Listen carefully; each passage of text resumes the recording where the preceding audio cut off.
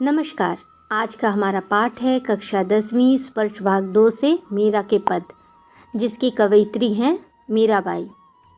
पहले हम सब कवयित्री का संक्षिप्त जीवन परिचय जान लेते हैं। मीराबाई का जीवन परिचय।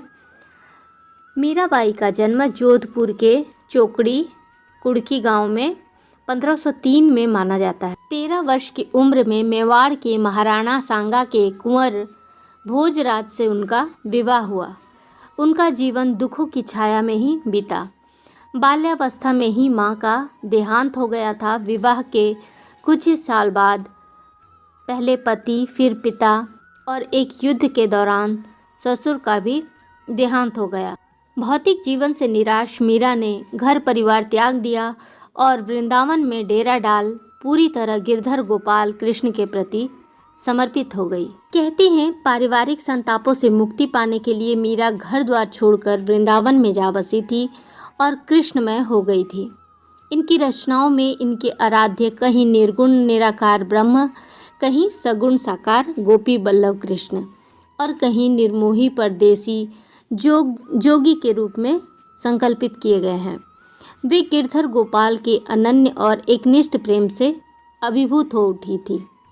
प्रस्तुत पाठ में संकलित दोनों पद मीरा के इन्हीं आराध्य को संबोधित है। मीरा अपने आराध्य से मनुहार भी करती है, लाड़ भी लड़ाती है, तो अवसर आने पर उलाहना देने से भी नहीं चूकती। उनकी क्षमताओं का गुणगान स्मरण करती है तो उन्हें उनके कर्तव्य याद दिलाने में भी देर नहीं लगाती। इन दोनों पदों में मीराबाई श्री कृष्ण का भक्तों के प्रति प्रेम और अपना श्री कृष्ण के प्रति भक्ति भाव का वर्णन करती है।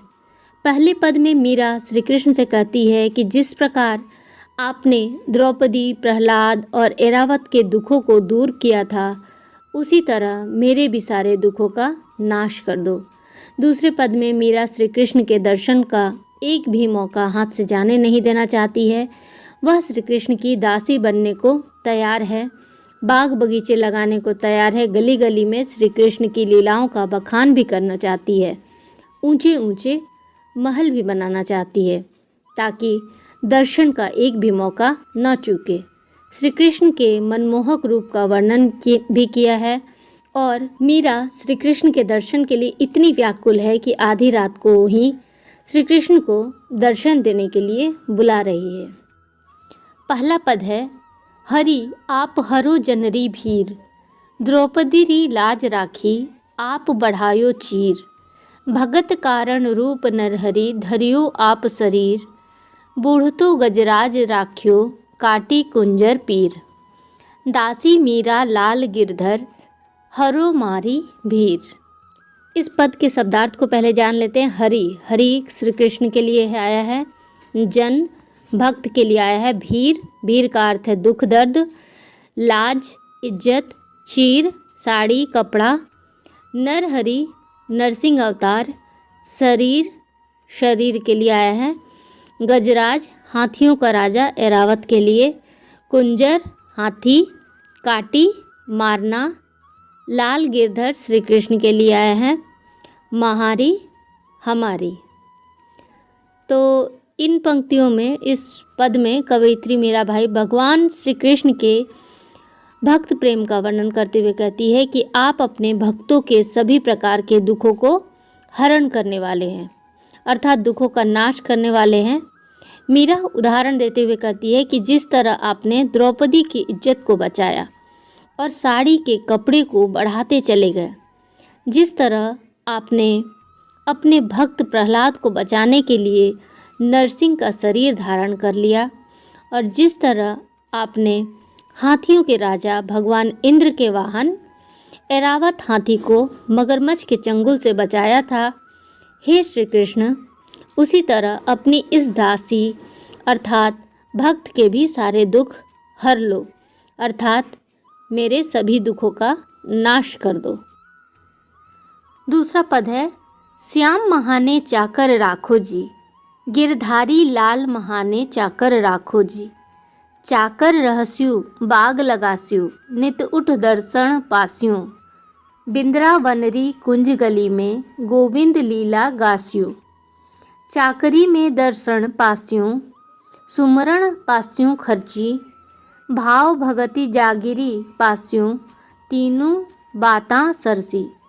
मोर मुकुट पीतांबर सोहे, गल बैजंती माला, बिंद्रावन में धेनु चरावे, मोहन मुरली वाला।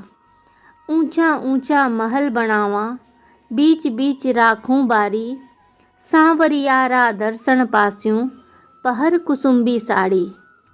आधी रात प्रभु दर्शन, दीजियो जमुना जी रे तीरा, मीरा रा प्रभु गिरधर नागर, हिवड़ो घणो अधीरा।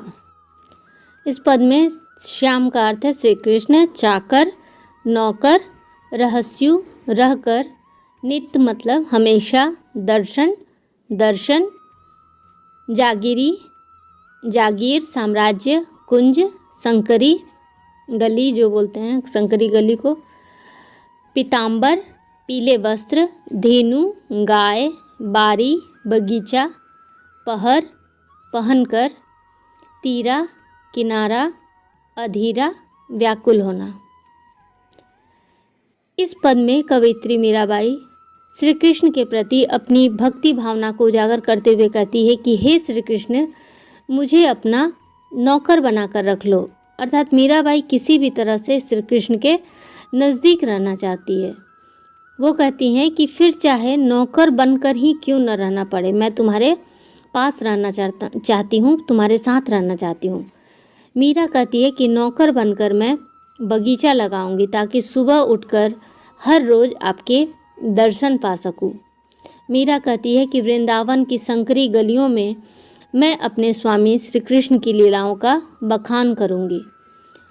मीरा का मानना है कि नौकर बनकर उन्हें 3 फायदे होंगे। पहला, उन्हें हमेशा कृष्ण के दर्शन प्राप्त होंगे, यानी हमेशा वो कृष्ण को देखते रहेंगी, उनके समक्ष रहेंगी। दूसरा, अपने प्रिय की याद उन्हें नहीं सताएंगी, उनके साथ साथ रहेंगी तो उनकी याद भी नहीं सताएगी। और तीसरा, उनकी जो भाव भक्ति का साम्राज्य बढ़ता ही जाएगा, यानी भक्ति श्री कृष्ण के प्रति उनकी भक्ति और भी बढ़ जाएगी। मीरा श्री कृष्ण के रूप का बखान करते हुए कहती है कि उन्होंने पीले वस्त्र धारण किए हुए हैं, सर पर मोर के पंखों का मुकुट विराजमान है और गले में बैजंती फूल की माला को धारण किए हुए हैं। वृंदावन में गाय चराते हुए जब वह मोहन मुरली बजाते हैं तो सबका मन मोह लेते हैं।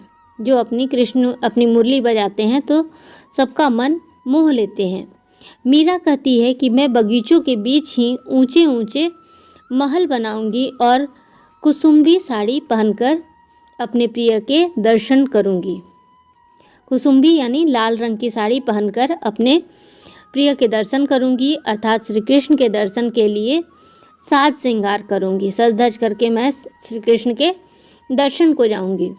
मीरा कहती है कि हे प्रभु गिरधर स्वामी, मेरा जो मन है आपके दर्शन के लिए इतना बेचैन है कि वह सुबह का इंतज़ार नहीं कर सकता। मीरा कहती है कि मेरा मन आपके दर्शन के लिए सुबह होने का भी इंतज़ार नहीं कर सकता है। मीरा चाहती है कि श्री कृष्ण आधी रात को ही जमुना नदी के किनारे उन्हें दर्शन दे दें। इस तरह श्री कृष्ण के मिलन के लिए वो बेचैन है, उनके दर्शन पाने के लिए मीरा बेचैन है।